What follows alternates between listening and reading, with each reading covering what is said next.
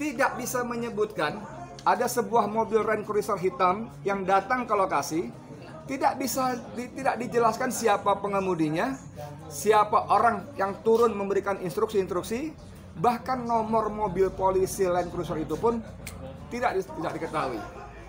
Ini kerja-kerja yang sungguh-sungguh sangat memprihatinkan kalau tidak membuat ngarah publik gitu ya.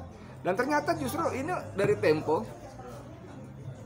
majalah koran Tempo, ini diungkap komandan yang memimpin operasi pengejaran Rizik dan pengawalnya adalah Kepala Subdirektorat Reserse Mobil Polda Metro Jaya, Ajun Komisaris Besar Hendik Hussein. Aduh, Tempo bisa tahu namanya.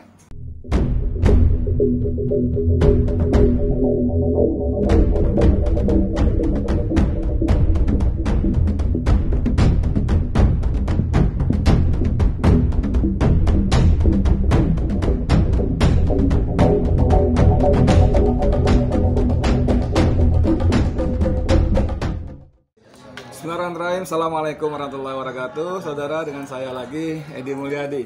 Saudara, masih seputar berita tewasnya polisi terduga yang membunuh 6 laskar FPI di kilometer 50 tol Jakarta Cikampek. Kita hari-hari ini disuguhi berita yang terus saling mengejutkan. Pertama, kabar reskrim Mabes Polri Jenderal Agus Bintang 3 itu mengumumkan satu dari terduga pembunuh 6 laskar tewas dalam kecelakaan. Tapi dia sama sekali tidak menjelaskan di mana kejadiannya, bagaimana peristiwanya, jatuh, ditabrak, nabrak, dan sebagainya tidak dijelaskan. Lalu kita ribut nih, netizen nih, berkomentar. Ternyata kemudian kemarin sore Kepala Biro Penerangan Masyarakat Mabes Polri Brigjen Rusdi menjelaskan bahwa yang dimaksud meninggal itu adalah terjadi pada kecelakaan tanggal 3 Januari. Dibawa ke rumah sakit tanggal 4 Januari tewas meninggal. Tambah ribut lagi kan jadinya kan. Orang bilang ini mati Januari, tanggal 4 kok diumumkan 26 Maret. Dagelan apa lagi. Tapi ya itulah kerja aparat kita. Cuman yang saya menjadi prihatin adalah bahwa bagaimana Komnas HAM dalam urutan-urutan peristiwanya itu kan dia tanggal 8 Januari Komnas HAM itu sudah mengumumkan hasil temuannya kepada publik. Ya, dan Komnas HAM sama sekali tidak menyinggung peristiwa tanggal 4 Januari meninggalnya salah seorang polisi yang diduga ikut menembak pelaku penembakan 6 laskar. Nah, saudara, ini Komnas HAM ini sungguh sangat seru. Memang kalau menelik kerja-kerja Komnas HAM, kita sungguh-sungguh sangat perhatiin bagaimana mungkin sebuah lembaga resmi negara yang dibiayai oleh APBN, yang diisi oleh orang-orang bukan sembarangan, orang-orang yang punya pilihan lah, punya karakter, punya integritas seharusnya, dan satu lagi yang tidak kalah pentingnya punya keberanian untuk terus tegak di atas kebenaran. Tapi banyak temuan dan laporan-laporan Komnas HAM ini yang sungguh-sungguh sangat tidak masuk akal untuk ukuran akal sehat kita. Bagaimana misalnya Komnas HAM tidak bisa menjelaskan ada 2 mobil lain yang tidak diakui oleh Polda yang ikut menguntit rombongan Habib Rizik Syihab. Bayangkan, 2 mobil itu sama-sama ikut menguntit dengan mobil-mobil petugas yang lainnya, yang pada waktu kejadian juga para pengawal Habib Rizik, laskar itu juga tidak tahu bahwa mereka adalah polisi. Tidak ada identitas berseragam misalnya, mobilnya juga tidak mobil patroli, mobil polisi, tidak ada identitas sama sekali. Dan ketika peristiwa juga tidak menunjukkan ID card-nya, gitu kan. Tapi di laporan itu Komnas HAM bisa menyebutkan bahwa terjadi clash antara laskar FPI dengan aparat petugas kepolisian. Ini kan juga sesuatu yang sumir sekali, saudara. Dan puncak kalau nggak enak kalau nyebut kebodohan ya. Puncak keganjilan kerja Komnas HAM adalah Komnas HAM tidak bisa menyebutkan ada sebuah mobil Land Cruiser hitam yang datang ke lokasi, tidak dijelaskan siapa pengemudinya, siapa orang yang turun memberikan instruksi-instruksi, bahkan nomor mobil polisi Land Cruiser itu pun tidak diketahui. Ini kerja-kerja yang sungguh-sungguh sangat memprihatinkan kalau tidak membuat ngarah publik gitu ya. Dan ternyata justru ini dari Tempo, majalah koran Tempo, ini diungkap komandan yang memimpin operasi pengejaran Rizik dan pengawalnya adalah Kepala Subdirektorat Reserse Mobil Polda Metro Jaya, Ajun Komisaris Besar Hendik Hussein. Aduh, Tempo bisa tahu namanya orang yang memberikan perintah-perintah dari mobil Land Cruiser itu, karena saksi mengatakan tidak lama dari setelah peristiwa penembakan itu ada mobil Land Cruiser datang, kemudian turun seorang laki-laki klimis memberikan instruksi-instruksi, perintah. Setelah itu dia kumpulkan semua petugas di lapangan dan mereka kayak tim voli yang baru memasukkan bola dengan smash. Hore, itu apalah gitu.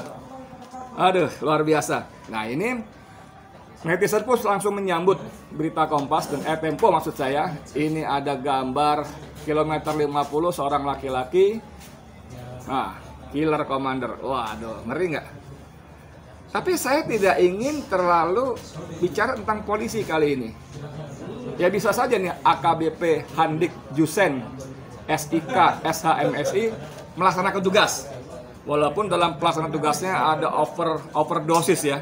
Karena tugasnya itu kan cuma mengintai, melakukan surveillance. Tapi para petugas di lapangan itu bukan cuma mengintai, bukan cuma surveillance, tapi mereka juga melakukan intercept, masuk ke dalam rombongan sehingga membahayakan keselamatan rombongan Habib Rizik dan keluarganya. Nah, ini yang kita mau kritisi adalah Komnas HAM. Seperti inikah kualitas Komnas HAM dalam laporan-laporannya yang sungguh-sungguh sangat sumir. Kita tidak berani menyebut bahwa Komnas HAM penakut, nggak enak juga kan? So berani loh gitu, nggak mungkin juga. Tapi seperti dikatakan tadi bahwa Komnas HAM itu adalah orang-orang terpilih, orang-orang yang punya integritas. Nah ini penting kan, orang-orang yang punya kapasitas dan keberanian yang di atas rata-rata. Nah kalau untuk urusan seperti ini saja mereka sudah mulai serong sana, serong kiri kanan segala macam. Apa yang bisa diharapkan dari sebuah lembaga yang dibiayai oleh uang rakyat lewat APBN saudara? Ya, mengerikan sekali. Banyak, bagaimana mungkin dalam laporan Komnas HAM juga menyebutkan cuma pelanggaran berat, pelanggaran HAM saja. Tidak disebutkan adanya penyiksaan. Bahkan disebutkan luka-luka di tubuh itu hanya karena proses waktu. Gila memang ini, edan. Padahal video-videonya, foto-fotonya jelas beredar di media sosial bagaimana ada lubang peluru di dada, ada terbakar di kulit belakang, ada terbakar di kemaluan, ada segala macam. Itu bentuk-bentuk penyiksaan yang tidak disinggung oleh Komnas HAM. Nasib kita rakyat Indonesia punya lembaga yang kita biayai tapi tidak bekerja untuk kita sebagai rakyat. Saya sebetulnya ingin mengundang beberapa narasumber, tapi beberapa sumber yang saya hubungi menyatakan nanti lain kali saja. Tapi seperti kemarin dikatakan oleh juru bicara TP3, tim pengawal peristiwa pembunuhan 6 laskar, Marwan Batubara, bahwa dia tidak terlalu merasa penting untuk mengomentari kasus ini, siapa yang membunuh, siapa yang tewas, kecelakaan, kapan dan di mana. Tapi menurut dia justru yang jauh lebih penting adalah Komnas HAM harus mencabut laporannya yang dari awal memang sudah keliru. Komnas HAM tidak menggunakan Undang-Undang Nomor 26 Tahun 2000 tentang Pengadilan HAM, tapi cukup menggunakan Undang-Undang Nomor 39 tentang HAM saja. Ini sebuah kekeliruan. Dan ketika proses berlangsung, maka semakin banyak, makin jauh, makin tersesat. Itulah sebabnya Marwan Batubara mengatakan ini bagian dari proses hukum yang sesat. Nah, kita tunggu apakah Komnas HAM, para komisionernya tersentuh hatinya. Begitu ada kekejaman, ada kejahatan yang struktur yang dilakukan oleh negara. Oleh negara saudara, bukan oleh oknum. Bukan oleh oknum. Jadi tidak tepat kalau itu pembunuhan dilakukan oleh oknum polisi, bukan. Itu oleh negara, oleh aparat negara. Ada surat perintah, ada sistem komando, ada instruksi-instruksi di lapangan. Itu negara. Dan untuk itu memang Komnas HAM hadir untuk memastikan tegaknya pelaksanaan prinsip-prinsip hak asasi manusia, untuk memastikan tidak terjadinya pelanggaran HAM oleh negara. Ya, kita berharap sambil tetap berdoa semoga Allah mau bukan mau ya, semoga Allah memberikan hidayah kepada para komisioner HAM tadi sehingga mereka mau kembali ke jalan yang benar, bekerja untuk rakyat yang telah membiayai mereka, gaji mereka, fasilitas mereka, kewenangan mereka, semuanya di rakyat. Sekian dari saya, Edi Mulyadi untuk FNN. Assalamualaikum warahmatullahi wabarakatuh.